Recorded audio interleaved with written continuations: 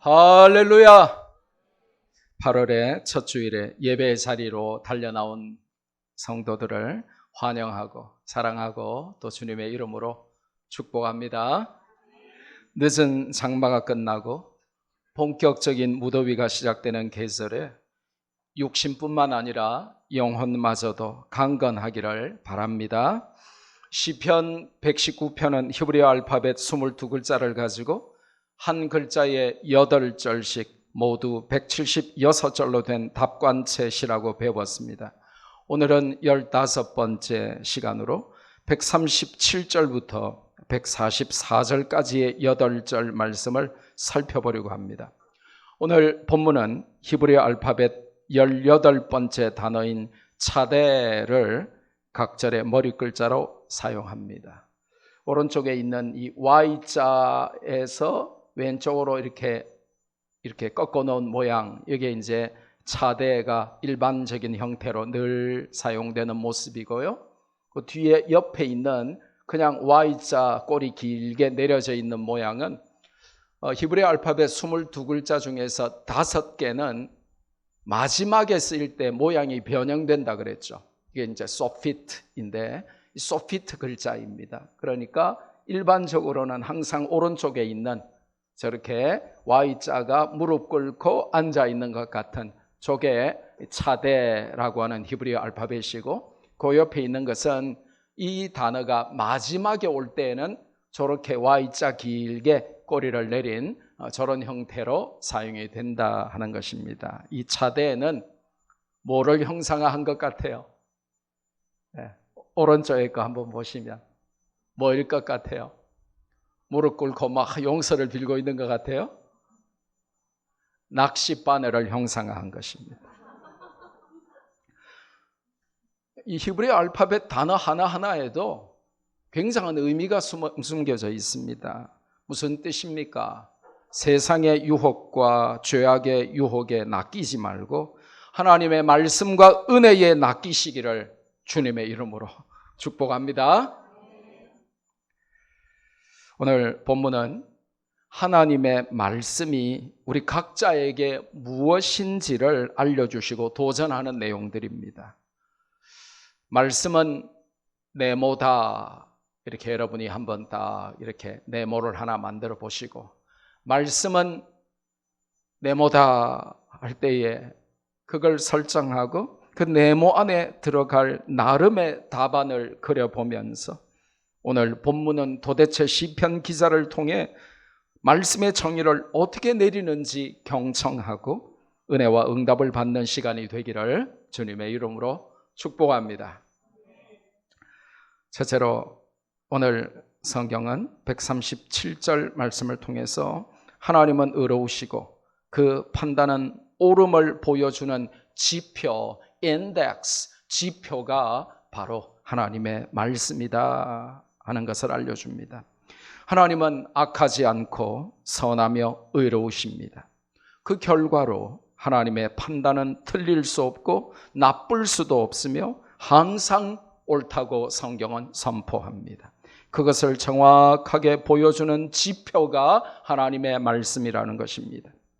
사람은요, 아무리 유명한 판사라도, 그렇게 TV에 나오고 인기 많은 제 친구 천정호 판사라도 항상 의롭거나 항상 옳을 수는 없어요. 사람이기 때문에 그렇습니다.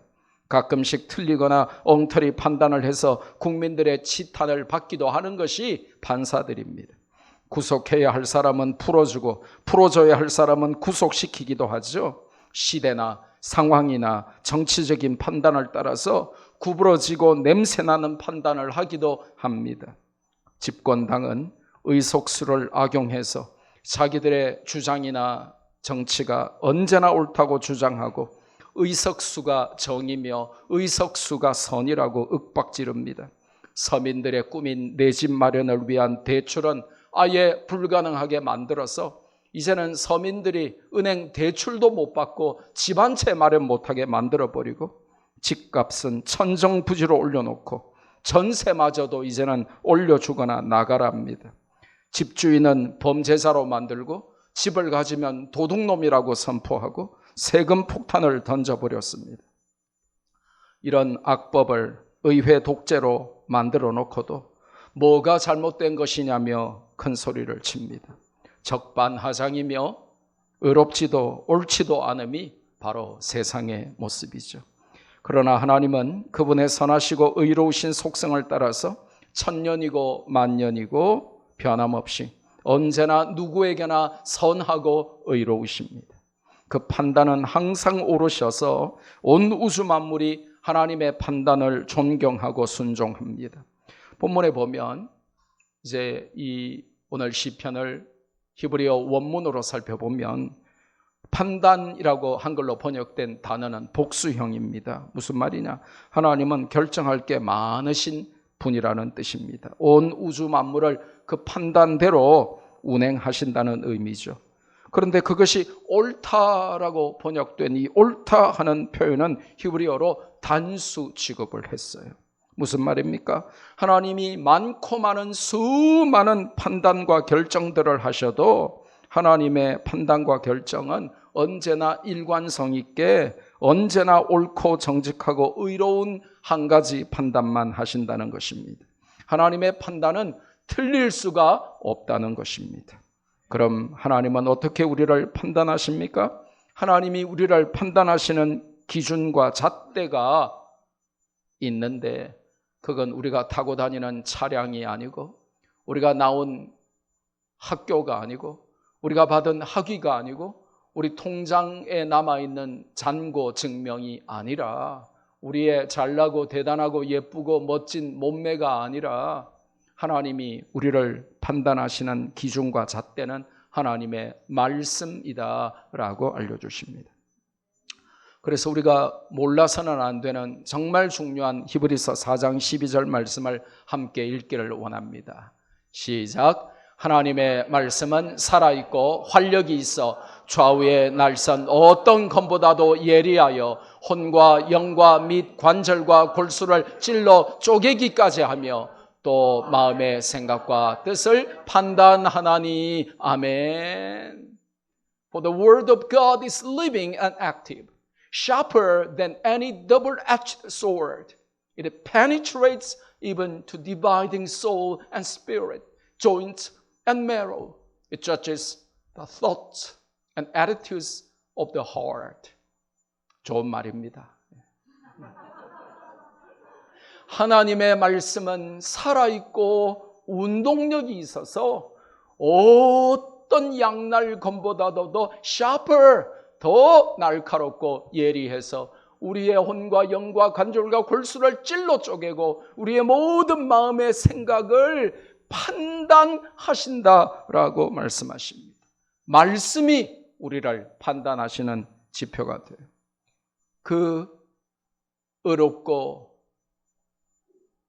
그 바른 판단, 하나님의 옳음을 보여주는 지표, 그것이 말씀이라는 것입니다. 두 번째로 말씀은 내게 무엇이어야 합니까? 의롭고 지극히 성실한 하나님의 명령을 보여주는 증거다라고 138절은 알려줍니다. 하나님이 의로우시고 의로움 그 자체가 되시기 때문에 의로우신 하나님께서 명령하신 증거는 당연히 의롭고 성실합니다. 의롭다 하는 것은 본질이고 성실하다 하는 것은 사명입니다. 무슨 말이냐? 즉 하나님 말씀은 하나님의 의로우신 본질을 증거하기 위해서 변함도 다함도 없이 언제나 성실하게 그 사명을 수행하고 감당합니다.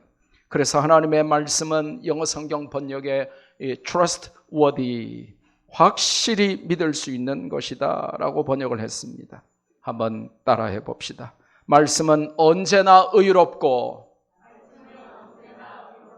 성실하게 그 목적을 달성한다. 이걸 가장 잘 보여주는 성경이 이사야 55장에 나와요. 10절에서 11절 말씀 함께 읽습니다.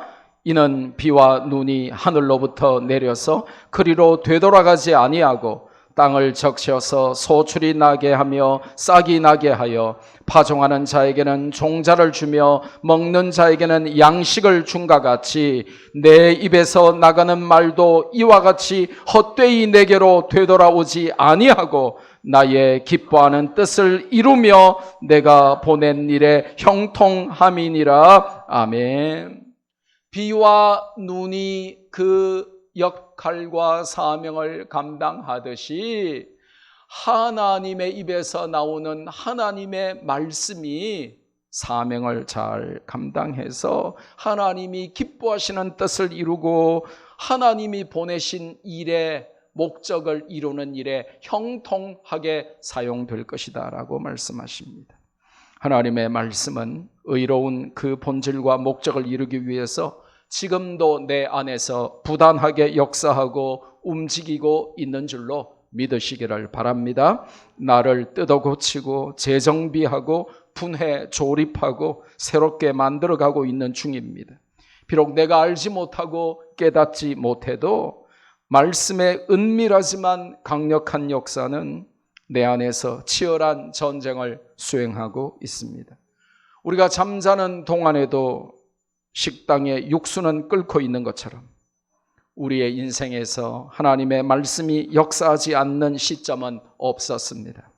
말씀은 지금도 내 안에서 부지런히 성실하게 역사하고 있습니다. 얼마나 감사한지요. 그래서 지금 여러분이 이 자리에 앉아 있는 것이죠. 말씀의 작업이고 말씀의 설득이고 말씀의 역사의 결과인 것입니다. 세 번째로, 말씀은 우리에게 무엇이어야 합니까? 대적들이 무시하면 무시할수록 순종의 열정을 주는 모티베이션, 동기가 된다라고 139절은 알려줍니다. 시편 기자는 본문에서 말씀을 통해서 열정을 얻었어요. 많이 보니까, 저의 인생을 돌아보니까 23살까지는 축구하면서 열정을 얻었어요. 영어 공부하면서 열정을 얻었어요. 그런데 24살 제 인생의 어느 시점에 하나님의 말씀이 제 심장에 들어오면서 말씀이 저에게 패션, 열정을 주기 시작했어요. 제 인생은 24살 이전의 삶과 24살 이후의 삶으로 바뀝니다. 우리 막내가, 딸내미가 24살인데 우리 막내가 그렇게 되면 참 좋겠다 이런 생각을 해요. 악인들과 대적들은 하나님의 말씀을 잊었고 단순히 잊은 것이 아니라 알면서도 의도적으로 무시했으나 그것이 오히려 시편 기자를 거룩한 분노에 휩싸이게 만드는 계기가 되었어요. 말씀을 무시하고 말씀에 불순종하는 자들을 보고 시편 기자는 분노했고 열을 받았으며 오히려 자기가 말씀에 순종하는 반대급부의 열정을 품게 되었어요. 여러분이 믿음 생활하면서 교회에서 조심해야 될 게 있어요. 열심히 하는 사람들이 시험 드는 이유가 뭐예요? 왜 나 혼자 열심히 하고 나만 최선을 다하고 나는 이렇게 피곤해 가면서도 교회 일을 하는데 왜 절대 다수는 헌신하지 않고 순종하지 않지? 잘하다가 시험 드는 사람들이 이런 것 때문에 그렇거든요. 말씀 순종하지 않는 사람 때문에 나도 순종의 열정을 빼앗겨 버리는 거예요. 왜 식당 봉사는 내만 해야 되지? 나는 피곤한데 바쁜데 직업상 내가 얼마나 힘든데 왜 나만 식당 봉사해야 되지? 왜 남자 성도들은 탱탱 놀고 먹기만 하지? 설거지도 안 도와주는 거지? 그러면서 막 시험 들고 열심히 하는 사람일수록 시험에 더 잘 들거든요. 저 사람은 도대체 뭐야? 그러면서. 근데 시편 기자는 정반대로 행동했다. 어차피 말씀대로 순종하지 않는 사람들은, 악인들은, 하나님의 대적들은 말씀을 무시하고 순종하지 않아요. 근데 그것 때문에 우리가 시험 들면 마귀의 계획대로 사는 것입니다. 그들이 말씀을 무시하고 순종하지 않음을 보면 볼수록 오히려 거룩한 분노와 거룩한 열정이 나를 사로잡아서 저들의 몫을 내가 해야지 하고 내가 더 열정을 품고 주를 섬겨야 된다는 것입니다. 저 사람들에게서 무시당하는 하나님의 말씀, 불순종 당하는 하나님의 말씀 내가 다 순종하며 살아낼 거야. 이렇게 해야 된다고 성경이 시편 기자를 통하여 우리에게 도전하고 있습니다. 본문을 정확히 해석하면 이런 것이죠. 하나님을 대적하는 자들이 말씀을 무시하고 불순종하는 것을 보고 시편 기자는 너무나 분노하고 화가 났지만 에너지가 다 뺏기는 것 같았지만 오히려 그것이 시편 기자로 하여금 하나님 말씀에 적극적으로 순종하고 싶은 거룩한 열정을 불러일으켰다는 것입니다. 우리는 하나님 말씀에 불순종하고 그 말씀을 무시하며 말씀에 대적하는 자들을 보면서 실망하고 힘 빠지고 원망하고 분노하기보다는 거룩한 분노와 거룩한 열정으로 그들의 몫을 내가 다 순종해야 되겠다 하는 그런 믿음을 가져야 될 줄로 믿습니다. 동성애를 합법화하고 반대자를 처벌하겠다는 차별금지법, 기독교 말살법, 가정과 교회와 국가를 해체하는 이 사악한 입법의 시도를 보면서 여러분은 무슨 생각이 드십니까? 소수가 절대 다수를 차별하겠다 하는 이것을 입법하겠다고 하는 자들을 보면서 무슨 생각을 하십니까? 관심이 없죠? 생각해 본 적이 한 번도 없죠. 차별금지법이 입법이 되면 공산주의자를 공산주의자라고 할 수 없어요. 성범죄자가 유치원과 초등학교와 중고등학교에 취업하는 것을 막을 수 없어요. 동성애가 죄라고 설교조차 할 수 없어요. 내가 무슨 의도였든지 들은 사람이 기분이 나쁘면 말한 사람은 전부 처벌을 받게 돼요. 네이밍은 아주 듣기 좋도록 차별을 하지 말자, 차별금지법이라고 했지만 사실은 차별을 조장하고 동성애를 합법화해서 하나님이 친히 세우신 가정과 교회와 국가를 망하게 하겠다고 하는 사탄의 속삭임입니다. 여러분은 이런 악법이 발휘되는 것을 보고 무슨 생각을 하십니까? 시편 기자가 봤으면 어땠을까요? 오늘 이 본문을 보면 틀림없이 거룩한 분노에 휩싸여서 말씀 붙들고 영적인 전쟁을 벌였을 것입니다. 당장 광화문으로, 당장 국회의사당 앞으로 신발 들고 달려갔을 것입니다. 그런데 우리는 너무나 나이브해요. 너무나 먹고 사는 문제에만 함몰되어서 진리가 훼손되고 하나님의 법이 무시를 당해도 가만히 있어요. 인류 역사의 가장 큰 비극을 아십니까? 그것은 소수였던 악인들의 무서운 횡포나 외침이 아니라 다수였던 의인들의 소름 끼치는 침묵이었습니다. 성경의 진리에 반하는 정책들과 법안들이 쏟아져 나오는 이 말세지말에 우리는 오늘 시편 기자에게서 말씀이 무시되고 불순종되는 현상을 바라보면서 거룩한 분노와 오기의 열정을 배워야 하는 것입니다. 이게 없다면 세상의 거센 물결을 이길 수 없어요. 거슬러 올라가야 성도인데 세상의 물결을 따라 흘러가는 유사 기독교인에 불과한 것입니다. 그들이 불순종하고 무시할수록 우리는 하나님의 말씀을 인정하고 말씀 붙들고 말씀에 순종해야 하는 것입니다. 믿음으로 동의하십니까? 네 번째로, 말씀은 무엇이어야 합니까? 여러분에게 하나님의 말씀은 무엇이라 고백되어야 합니까? 140절에 보니까 사랑할 수밖에 없는, 미워할 수 없는 순수함 그 자체다, 순수함이다 라고 그렇게 우리에게 알려줍니다. 140절에 보니까 주의 말씀이 심히 순수하다라고 표현되어 있습니다. 이전에 한국교회가 사용하던 개역 한글판에는 이 순수가 아니고 정미하다, 정미라고 번역했었습니다. 그래서 옛날에는 믿음 좋은 이 성도들의 집에 딸 이름이 정미가 많았어요. 그런데 이제 개역 개정판으로 성경이 바뀌면서 정미함이, 이 정미가 순수로 바뀌게 되었는데, 제 생각에는 순수라고 이름 지어도 참 좋을 것 같아요. 예, 예. 제가 셋째 낳으면 김순수, 예. 우리 이병희 목사가 둘째를 낳으면 이순수. 순수 얼마나 좋은지 몰라요. 참 멋지지 않아요? 순수. 옛날에는 뭐 진실이 뭐 이런 것이었죠. 그런데 순수 참 멋지지 않습니까? 여러분은 날개를 한번 달아봅시다. 상상에. 여러분은 순수라고 하면 무엇이 떠오르거나 생각나세요? 뭐 하얀색? 뭐 천사의 날개? 여러분은 순수하면 누가 떠오릅니까? 뭐가 생각나십니까? 이 순수는요, 코카콜라가 한국에서 생산하는 생수 이름이기도 하고요. 유명하지는 않지만, 먹어보지는 않았지만 치킨 브랜드의 이름이기도 하고요. 또 유명한 화장지 이름이기도 합니다.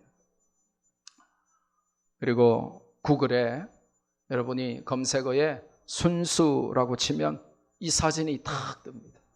야, 제가 보고 완전 반했어요. 제 바탕화면에 저장할 거예요. 얼마나 순수합니까? 쫓겨난기 뒤에 꽃을 숨기고 흑심을 품고 순수 아닌 것 같아요. 아무리 봐도. 사진도 흑백이잖아. 흑심이잖아요. 근데 저 꼬마 여자아이 표정이 얼마나 저게 순수인지 저게 달인인지 모르겠습니다만은 저 표정이 얼마나 순수해 보여요. 근데 사람이 순수라고 할 때는 겨우 이 정도입니다. 성경이 본문에서 말씀하시는 순수란 무엇일까요? 순수라고 한글로 번역된 히브리어 원형은 차라프인데, 이 차라프는 아주 특별한 뜻이에요. 이 순수라고 번역된 히브리어 단어는 용광로에서 금을 단련해서 불순물을 제거한다 하는 단어가 바로 차라프입니다. 그래서 말씀이 순수하다 하는 것은 중요한 두 가지 의미를 내포하고 있어요. 첫째는 하나님 말씀이 불순물 없는 순수함 그 자체라는 것과, 둘째로는 하나님 말씀이 우리 안에 불순물을 모조리 제거하여 우리를 순수하게 만들어 주신다는 의미입니다.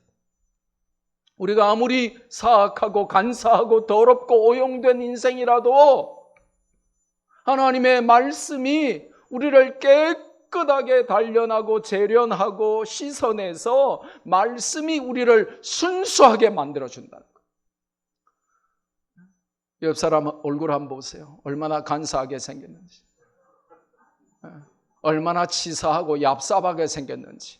그런데 말씀이 들어가면 그 옆 사람 얼굴이 어떻게 변한다고요?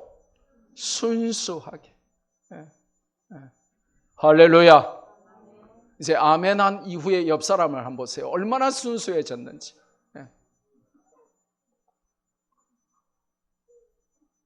오늘도 하나님의 순수한 말씀이 우리 모두를 순수하게 만드시는 역사가 있기를 주님의 이름으로 축복합니다. 할렐루야. 다섯 번째로, 말씀은 내게 무엇이어야 합니까? 여러분에게 말씀은 무엇입니까?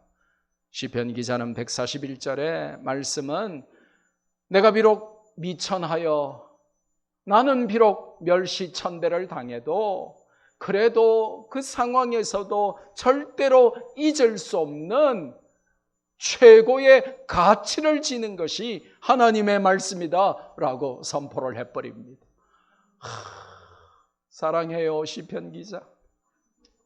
정말 two thumbs up. 정말 멋져요. 우리 인생을 살면서 저 정도 신앙 고백은 있어야 될 줄로 믿습니다.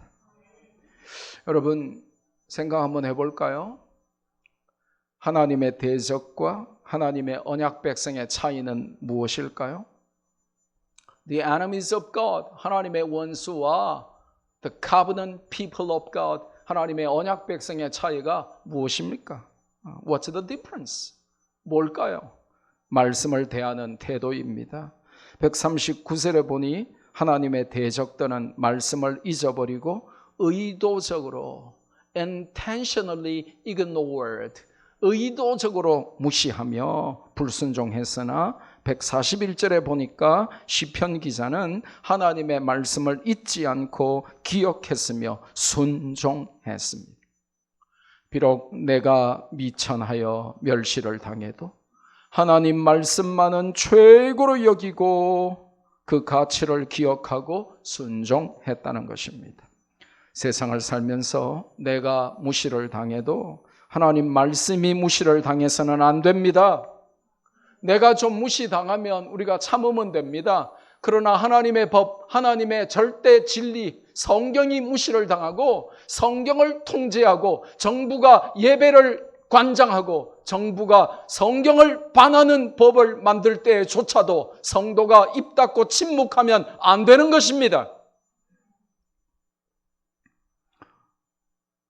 우리는 종종 반대로 살 때가 많죠. 사악한 자들이 하나님을 대적하여 기독교가 핍박을 받고 교회가 조롱을 당해도 참고 넘어가는데 내 자존심이 구겨지거나 내 이익이 침해를 당하면 우리는 분노하고 참지를 못해요. 시편 기자는 달랐습니다. 자신은 낮아지고 경멸을 당해도, 영어 성경 번역을 참 잘했어요. Even though I am lowly and despised, 내가 멸시 천대를 받고 내가 모욕과 경멸을 당하는 한이 있더라도 나는 하나님의 말씀을 잊을 수 없어요 라고 고백합니다.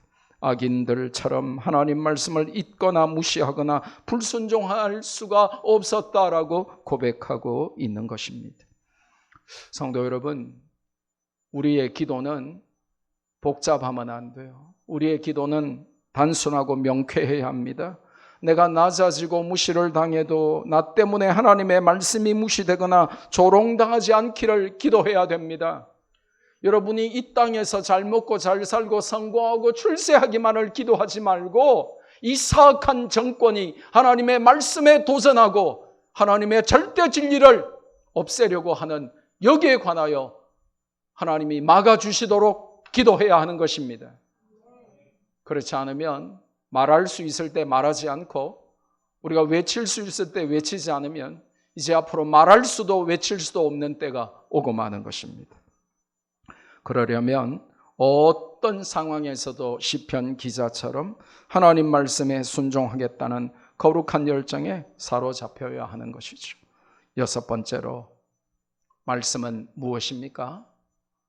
따르고 순종해야 할 영원한 의와 진리의 절대 기준이며 first priority, 최우선 순위가 된다라고 알려주고 있습니다. 142절 말씀이죠. 의와 진리의 기준은 나라마다 시대마다 다릅니다. 북한 공산 체제 하에서의 의와 진리는 무엇일까요? 공산주의가 의고 김일성 주체 사상이 진리죠. 이단들에게는 교주가 의요, 교주의 말이 진리겠죠. 사람들이 많이 배우고 똑똑하다고 허세를 부려도 인간은 참 어리석은 존재입니다. 헛된 것에 쏟고 헛된 것을 의와 진리로 여길 때가 많습니다. 영원하지 않은 동성애의 쾌락과 공산주의의 악마적인 사상과 이단의 집요한 유혹에 넘어가서 그것들을 의요 진리로 신봉하는 어리석고 무지몽매한 자들이 세상에 너무나 많습니다. 그래서 요즘 유행하는 말로 머리가 깨져도 안 바뀌고 못 바뀌죠. 말씀이 제대로 들어가야만 바뀌는 것입니다. 성경은 절대 기준입니다. 최우선 순입니다. 시대나 장소에 구애되지 않고 변하지 않는 절대 기준이 있다는 것은 특권이며 축복이죠. 마귀는 그것을 반칙이라 부르며 항의하겠지만 말입니다. 21세기 학자들의 화두 중에 하나, 중요한 화두 중에 하나가 정치와 경제, 사회, 문화에서 정말 중요하게 다루는 단어가 지속 가능성인데, 미안하지만 세상에는 그런 것은 없습니다. 지속 가능성, sustainability는 하나님 말씀인 성경 외에는 없어요. God's word is the only thing that shows us sustainability. 성경은 하나님의 말씀만이 영원한 의와 진리가 됨을 강조합니다. 예수 그리스도께서는 요한복음 17장에서 아버지의 말씀만이 진리다라고 선포하셨습니다. 이 영원한 의와 진리를 따르고 순종하며 그것을 모르고 그것에 대적하며 그것에 사로잡혀 포로가 되어 살아가는 불쌍한 영혼들을 살려내야 할 책임이 우리에게 있는 것입니다. 7번째로 말씀은 무엇입니까? 143절에 보니까 환난과 우환 중에도 나의 즐거움이 되는 divine energy, 하나님표 에너지다라고 알려주십니다. 시편 119편 전체를 관통하는 핵심 중에 하나가 말씀이 주는 즐거움입니다. 고난이 올 때 말씀을 즐거움으로 삼지 않으면 고난 중에 반드시 멸망하고 맙니다. 하지만 고난이 와도 말씀이 주는 즐거움에 사로잡혀 살면 현실이 아무리 괴로워도 삽니다. 그래서 여러분이 인생이 힘들고 고난이 닥쳐도 어렵고 힘들고 괴롭고 불면의 밤을 지새우고 눈물을 흘리며 남에게 말 못할 마음의 상처가 있을수록 말씀의 즐거움에 사로잡혀 살아야 하고, 그래야 하나님이 주시는 divine energy of God, 하나님표 에너지가 우리를 사로잡는다는 것입니다. 미국에 있을 때 에너지 드링크를 한번 마셔보니까 아이고 한 대여섯 시간 잠이 안 오고 막 멀뚱멀뚱 사람 죽겠는 것입니다. 그래서 그 이후로부터는 한 20년 동안 절대로 제가 그런 거 안 마십니다. 가끔 비타 500이나 바카스는 제가 마십니다만은 에너지 드링크 있어요. 6시간용, 8시간용, 심지어 12시간용도 나와요. 근데 이제 아무것도 모르는 애들은 밤샘 하면서 그런 거 막 마시거든요. 그러면 이제 조금 빨리, 몇 년 빨리 돌아가셔. 차라리 밤샘을 하지를 말지 그런 걸 마시면 안 돼. 근데 부작용 없는, 마시면 마실수록 우리에게 세임과 용기와 은혜를 주는 이 하나님표 에너지, 이 디바인 에너지가 있는데 이것이 바로 하나님의 말씀이라는 것입니다. 그러니까 여러분이 말씀의 은혜를 받으셔야 되고, 은혜 받은 여러분을 살린 하나님의 에너지가 되는 말씀을 성도들에게 문자 폭탄 돌리셔야 돼요. 카톡 폭탄 돌리셔야 됩니다. 근데 아무리 교회 밴드를 봐도 성경 구절 하나 올리는 성도가 없어요. 다 먹고 사느라 바빠가지고. 정상적이라면 반드시 내가 오늘 하나님의 말씀으로 하루를 시작하고 또 점심을 시작하고 저녁을 마치고 그러면서 오늘 하루 종일 나에게 너무 도전이 되고 은혜가 되고 나에게 기쁨과 즐거움과 에너지를 준 말씀이라면 사랑하는 성도들과 당연히 나누고 싶잖아요. 그러면 카톡 폭탄 돌려야죠. 근데 맨날 쉴 데 없는 카톡만 보내고 수다만 떨고 말이죠. 여러분이 말씀 카톡이나 문자 오면 다 일십하죠. 그죠? 반응하십니까? 그거 저장하십니까? 그리고 다른 사람 최소 10명에게 돌려서 나누십니까? 여러분은 이 말씀이 너무 은혜가 돼요. 세상에 이런 말씀도 있었네. 그런 말씀을 듣거나 받을 때마다 또 다른 분들에게 이 말씀이 이런 말씀이 있어요, 너무 힘이 돼요, 에너지가 돼요 하고 나눠보신 적이 있으십니까? 오늘 본문 143절에 환난과 우환이 나를 찾았으나, 한글로는 이렇게 단순하게 표현했죠. 그런데 이 표현의 히브리어 원문의 뜻을 살펴보니까 단순히 찾은 것이 아닙니다. 단순히 신방한 게 아닙니다. 환난과 우환이 한 번 나를 어쩌다가 방문한 것이 아닙니다. 환난과 우환이 나를 따라다니며 괴롭히고, 내가 도망가고 내가 숨어도 그 환난과 우환이 나를 찾아내서 나를 힘들게 한다는 표현입니다. 환난과 우환이 신방을 넘어 대신방을 하고 있다는 것입니다. 비록 고난이 나를 따라다니며 환난이 나를 괴롭힐지라도 말씀은 나에게 유일한 즐거움이며 나를 살리고 회복시키시는 하나님의 에너지가 됩니다. 시편 기자가 환난과 우환을 이긴 비결은 말씀 안에서 즐거움을 찾았기 때문입니다. 성도 여러분, 말씀 밖에서 즐거움을 추구하고 살면 망합니다.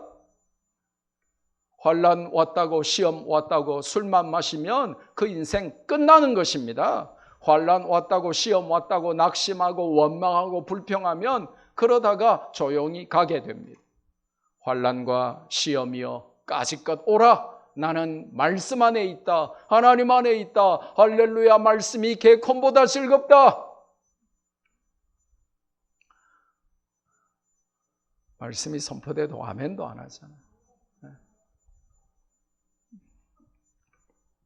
환난과 우환 중에 다른 것으로 위안거리를 삼으면 큰일 납니다. 그래서 예수님은 마귀에게 시험을 받으시면서도 말씀의 중요성을 이렇게 알려주셨죠. 마태복음 4장 4절, 그 유명한 말씀 같이 한번 읽을까요? 예수께서 대답하여 이르시되 기록되었으되 사람이 떡으로만 살 것이 아니요 하나님의 입으로부터 나오는 모든 말씀으로 살 것이라 하였느니라 하시니. 아멘. 이게 예수님이 신명기 8장 말씀을 인용하신 거거든요. 그럼 원문 구약성경의 신명기 8장 3절 말씀을 같이 한번 읽을까요? 시작. 너를 낮추시며 너를 줄이게 하시며 또 너도 알지 못하며 내 조상들도 알지 못하던 만나를 내게 먹이신 것은 사람이 떡으로만 사는 것이 아니요 여호와의 입에서 나오는 모든 말씀으로 사는 줄을 내가 알게 하려 하심이니라. 아멘. 사람이 육신을 가졌기 때문에 밥도 먹어야 됩니다. 근데 밥으로만 사는 것이 아니고 하나님의 입에서 나오는 모든 말씀으로 우리가 산다는 것입니다. 밥만 먹고 살면 큰일 납니다. 마지막 8번째로, 말씀이 뭐냐? 말씀이 뭐라고 우리가 고백해야 되냐?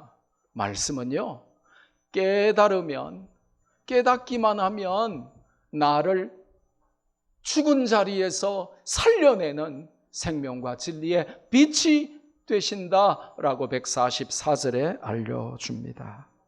144절이 매우 중요하기 때문에 함께 읽겠습니다. 시작. 주의 증거들은 영원히 의로우시니 나로 하여금 깨닫게 하사 살게 하소서. 아멘.